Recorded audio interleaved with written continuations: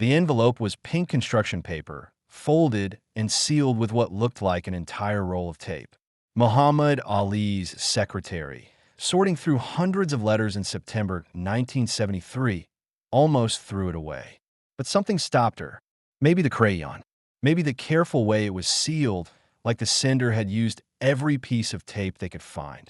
Maybe the return address, written so small she almost missed it. Sarah Miller, St. Joseph's Home for Children, Rockford, Illinois. She placed it on top of Ali's pile. This one's from a kid. Might be sweet. Ali opened it that afternoon after training. Inside was a single piece of paper, also pink, with more crayon writing. The message was short, just 5 sentences. But those 5 sentences would change Ali's life, expose one of the darkest failures of the American child welfare system, and ultimately lead to legislative reform in 3 states. Before we continue with the story, you can support us by subscribing to the channel and liking the video. Don't forget to write in the comments where you're watching from and how old you are. Let's continue.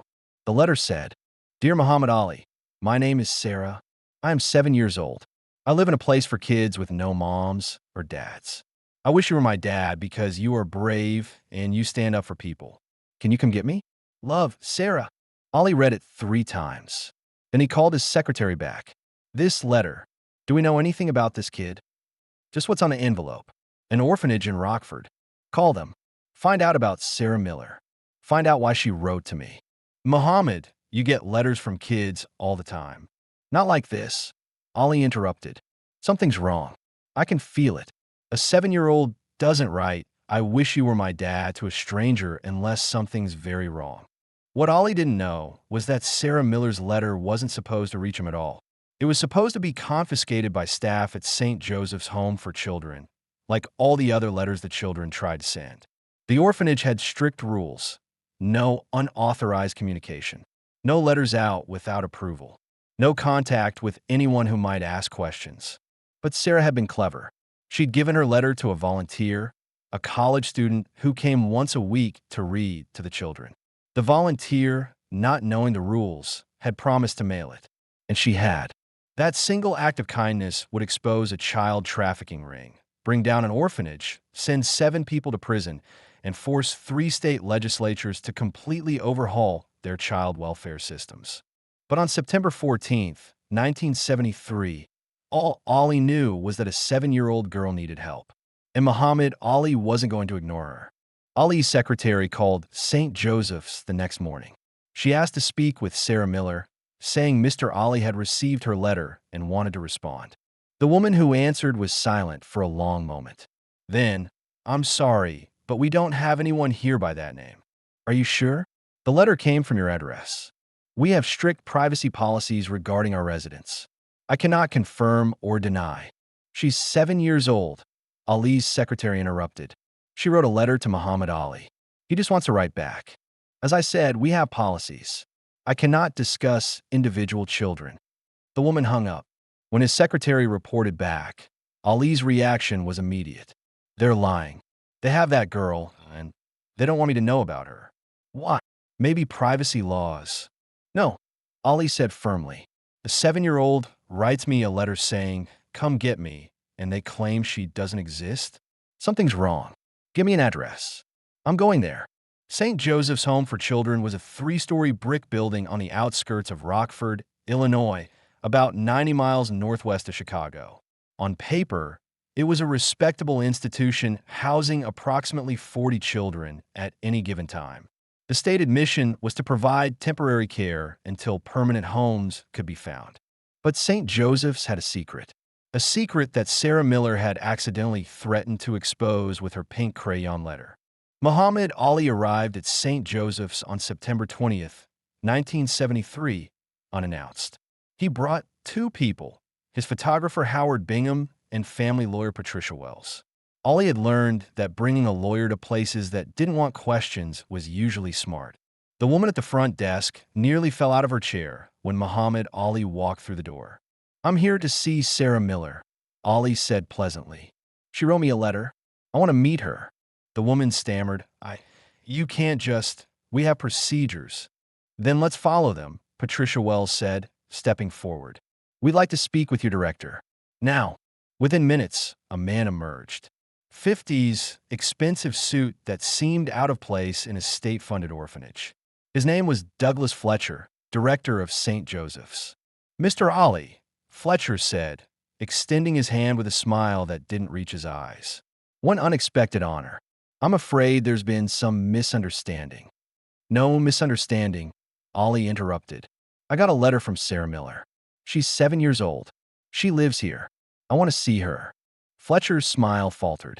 Mr. Ollie, we have very strict confidentiality policies regarding our residents. I'm not at liberty to... Is she here or not? Ollie asked. I cannot confirm or deny the presence of any specific child. That's a yes, Ollie said. If she wasn't here, you'd just say we don't have anyone by that name. But you're hiding behind policy, which means she's here and you don't want me to see her. What? Fletcher's face reddened.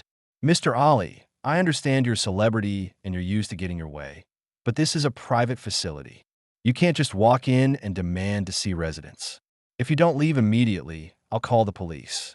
Patricia Wells pulled out a business card. Please do. And when they arrive, we'll explain that we have evidence a child in your care sent a distress letter to a public figure, and you're refusing to confirm her welfare. I'm sure the police and the press will find that very interesting. Fletcher stared at the lawyer for a long moment. Then he said quietly, "Follow me." They walked through the building. It was clean but sterile. Institutional. The walls were gray. The floors were linoleum. There were no pictures, no decorations, nothing that suggested children lived here. Just long hallways with numbered doors. Where are the children? Ollie asked. In their scheduled activities, Fletcher replied tersely. The answer was rehearsed. Practiced. It sounded like something from a brochure. Fletcher led them to a small office on the second floor. Wait here. I'll see if Sarah is available. He left, closing the door behind him. Something's wrong, Howard Bingham whispered. Did you see this place? It's like a prison. Worse than a prison, Patricia Wells said. This place feels like nobody's paying attention. They waited 20 minutes. Then the door opened and a small girl walked in, followed by Fletcher. She had blonde hair and uneven pigtails, a faded dress that was too big for her, and eyes that were simultaneously hopeful and terrified. Sarah, Ollie said gently. The girl nodded. I'm Muhammad Ali. You wrote me a letter. Sarah's eyes widened. You came. Of course I came. You asked me to. Fletcher cleared his throat. You have 5 minutes. I'll be right outside. Actually, Patricia Wells said, you'll stay here. In the room. Where we can see you. Fletcher looked like he wanted to argue, but sat in the corner, arms crossed, watching. Ollie knelt down, so he was at Sarah's eye level. Tell me about your letter. Why did you write to me? Sarah looked at Fletcher nervously. The director's presence clearly scared her. It's okay, Ollie said softly. You can tell me anything. I promise. I saw you on TV, Sarah said, her voice barely audible. You said you stand up for people who can't fight for themselves. And I thought, maybe you could stand up for me. Stand up for you how? What's happening? Sarah's eyes filled with tears. They take us away. Who takes you away? Where? The people who come. They take kids, and we never see them again. And I'm scared I'm next. Fletcher stood up abruptly. That's enough. This child is confused. She doesn't understand. Sit down, Ollie said, and his voice was no longer gentle. It was the voice he used before fights. The voice that said, I will destroy you if you push me. Fletcher sat. Ollie turned back to Sarah. Tell me what happens. Tell me everything. And Sarah did. Haltingly at first, then faster, like a dam breaking. She told him about the people who came at night. Well-dressed couples who would tour the facility, look at the children like they were shopping, and then choose one. That child would be taken away immediately, no chance to say goodbye. Staff would say they'd been adopted, but it happened too fast. No paperwork that the children ever saw. Just gone. She told him about the kids who disappeared and were never mentioned again. About how staff threatened anyone who asked questions. About how she tried to run away twice and been locked in a room without food for 2 days as punishment. She told him that 2 days ago, a couple had looked at her for a long time. And when couples did that, kids disappeared within a week. By the time Sarah finished, Ali's hands were shaking. Not from Parkinson's. The symptoms weren't pronounced yet in 1973, but from rage. He looked at Fletcher. What is she talking about? The confused fantasies of a traumatized child. Don't, Ali said quietly. Don't lie to me. Not right now. Not when I'm trying very hard not to do something I'll regret. Fletcher's face had gone white. Mr. Ali, I think it's time for you to leave. I'm not going anywhere without her. You have no legal right. Then I'll get a legal right, Ali said. He turned to Patricia Wells. What do we need to do? The lawyer was already making notes. Emergency protective custody. We need to prove immediate danger. We need evidence. The evidence is right here, Ali said, gesturing to Sarah. A child's testimony isn't enough. We need documentation, proof of wrongdoing. Ali looked at Sarah. Do you have any proof? Any evidence of what you told me? Sarah thought for a moment. Then she said, Jenny kept a list. Who's Jenny? She was my friend. She was 11. She disappeared 2 months ago. But before she left, she wrote down the names of all the kids who disappeared. She hid the paper in the bathroom, under the sink, behind the pipe. Ali stood. Show me. Fletcher blocked the door. Absolutely not. This meeting is over. You're leaving now, or... Patricia Wells pulled out her phone. Or what? You'll call the police? Please do. I'd love to explain to them why you're preventing a concerned citizen from investigating potential child endangerment. Fletcher's jaw worked, but he stepped aside. Sarah led them down the hallway to a communal bathroom. She pointed to a sink. Ali got down on the floor. Muhammad Ali, heavyweight champion, lying on the floor of an orphanage bathroom, and reached behind the pipe. His fingers found paper. Folded, taped to the pipe to keep it hidden. He pulled it out carefully. It was notebook paper covered in neat handwriting. At the top it said, Kids Who Disappeared by Jenny Martinez. Below that was a list of names. 32 names. Next to each name was a date. The dates ranged from 1968 to 2 months ago. At the bottom of the list, Jenny had written, They say these kids got adopted. But something is wrong. It happens too fast. And the people who take them are weird. They smile, but their eyes are wrong. I think something bad is happening. If I disappear too, someone needs to know. Please find us. Ali stood up, holding the paper. He looked at Fletcher. 32 children. Where are they? Those children were placed in loving homes through our adoption program. Show me the records. That's confidential. Show me the records. Fletcher's face was a mask of barely controlled panic. I'm calling the police. You're trespassing. Good, Ali said. Call them, because I'm not leaving until someone with a badge sees this list. The police arrived 15 minutes later. 2 officers responding to a disturbance call. They walked in expecting to remove a troublemaker. They found Muhammad Ali holding a piece of paper and refusing to leave. The senior officer, Sergeant William Torres, was a boxing fan. He recognized Ali immediately. Mr. Ali, what's going on here? Ali handed him the paper. Read this. Then ask this man where these 32 children are. Torres read the list. His expression changed. He looked at Fletcher. Sir, I'm going to need to see your adoption records. You have no authority. Actually, I do. This is a potential child welfare issue. I can request an immediate inspection. You can comply, or I can get a warrant and come back with more officers. Your choice.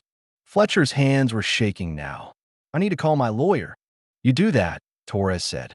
Meanwhile, I'm going to make sure every child in this building is accounted for and safe. What happened over the next 6 hours would later be described by investigators as one of the most disturbing child welfare cases in Illinois history. Police found 41 children in various states of neglect. They found files in Fletcher's office, files never submitted to the state, files documenting cash payments from couples who wanted children but didn't qualify through legal channels. They found a ledger, an actual ledger like something from a business. Names, ages, physical descriptions, and prices. Blonde children commanded higher prices. Younger children commanded higher prices. The amounts range from $5,000 to $25,000 per child. St. Joseph's Home for Children wasn't an orphanage. It was a storefront for child trafficking. The scheme was horrifyingly simple. Fletcher identified children in the state system who had no living relatives, no one looking for them.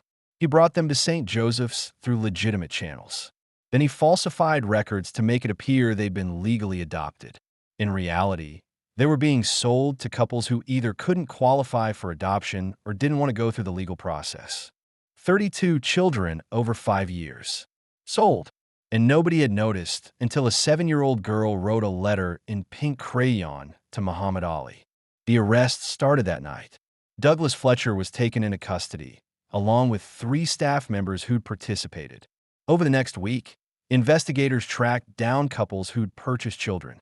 7 were arrested. The children, now aged 8 to 17, were removed from those homes. But many of the 32 were never found.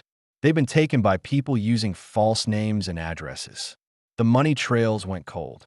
Those children vanished into a system that didn't even know they existed.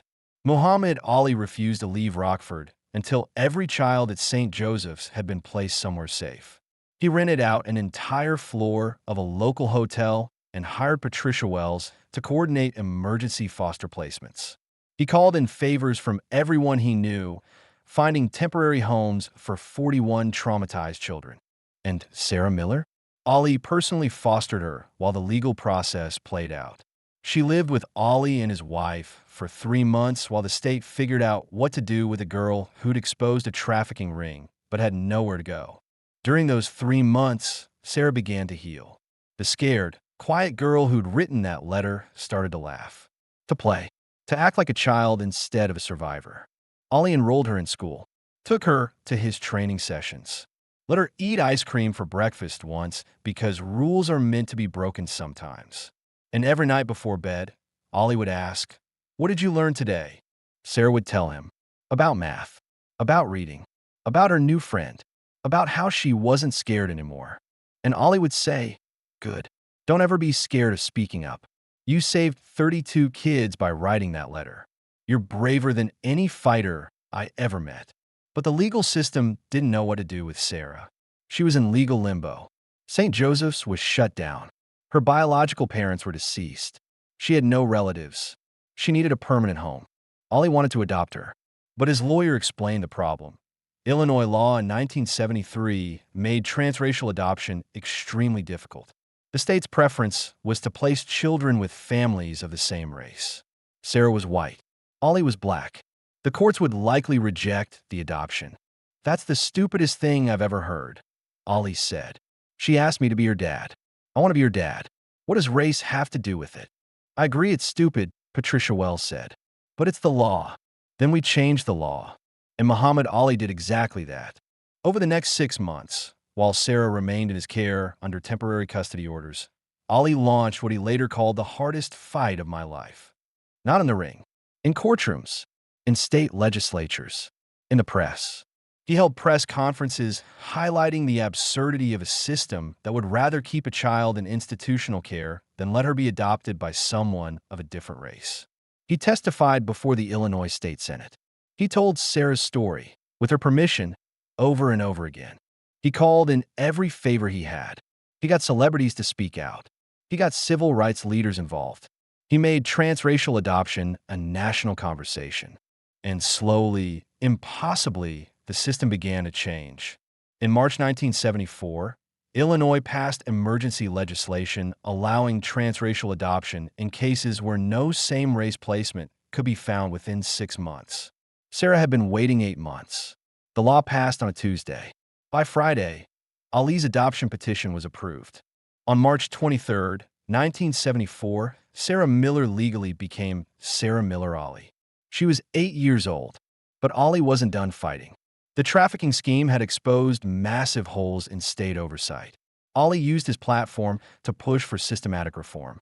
In 1974 to 1975, 3 states, Illinois, Indiana, and Wisconsin, passed comprehensive child welfare reform bills known as Sarah's Laws. The legislation required mandatory reporting of all children entering state care, regular inspections of private facilities, tracking systems for adoptions, background checks for facility staff, children's right to confidential reporting of abuse, and state oversight of all private adoption agencies. Douglas Fletcher was convicted in 1975 of child trafficking, fraud, and racketeering. He was sentenced to 25 years in federal prison. He served 17 before dying of a heart attack in 1992. Sarah Miller Ali grew up as Muhammad Ali's daughter. She went to college. She became a lawyer, specializing in family law and child advocacy. She dedicated her career to fixing the system that had failed her. And for 45 years, she kept a relatively low profile. She did her work quietly. She helped kids. She reformed systems. But she didn't tell her full story publicly. Until 2018. On September 14th, 2018, exactly 45 years after she'd written that pink crayon letter, Sarah Miller Ali published a memoir called The Girl Who Wrote to Ali. In it, she told the complete story and revealed she'd spent 45 years tracking down 18 of the other 32 children. Some had survived and thrived. Others hadn't. She told all their stories with permission. The book became a bestseller and sparked renewed conversation about child welfare reform. In an interview, Sarah was asked why she'd waited 45 years to tell her story. "Because my dad taught me that you don't do good things for attention," she said. "You do them because they're right. He saved my life without asking for credit. He changed laws without asking for recognition.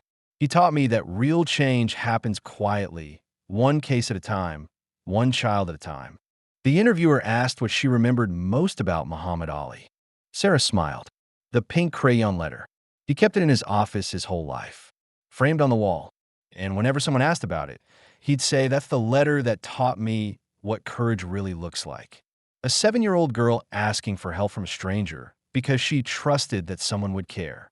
He always said, "I was brave for writing it," but he was brave for reading it, for caring, for showing up.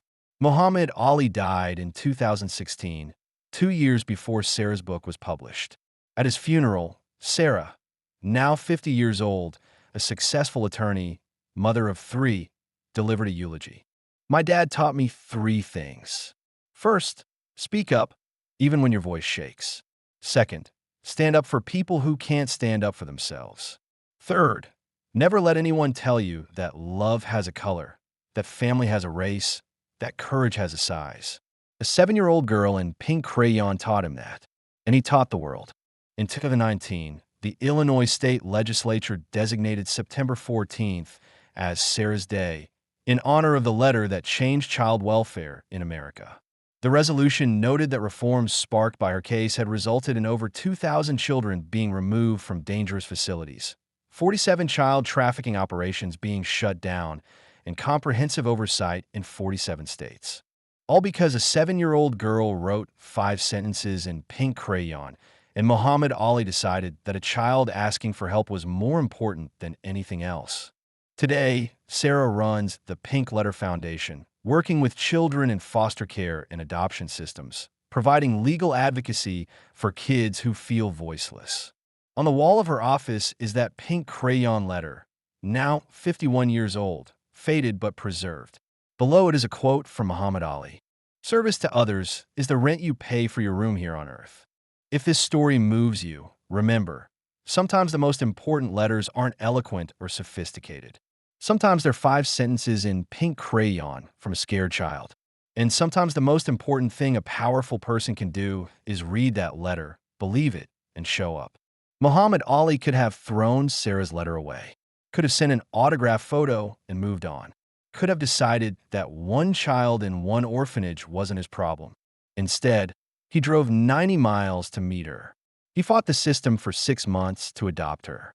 He spent 3 years pushing for legislative reform, and he changed the trajectory of child welfare in America. Because he believed that if a child asks for help, you help. No matter who you are, no matter who they are, no matter what the system says. Sarah Miller wrote, "I wish you were my dad," to a stranger because she had nowhere else to turn. And Muhammad Ali made that wish come true. Not just for her, but for thousands of children who came after her, who benefited from the laws that never would have existed without that pink crayon letter. That's not just a boxing legacy. That's a human legacy. The kind that matters long after the championships are forgotten.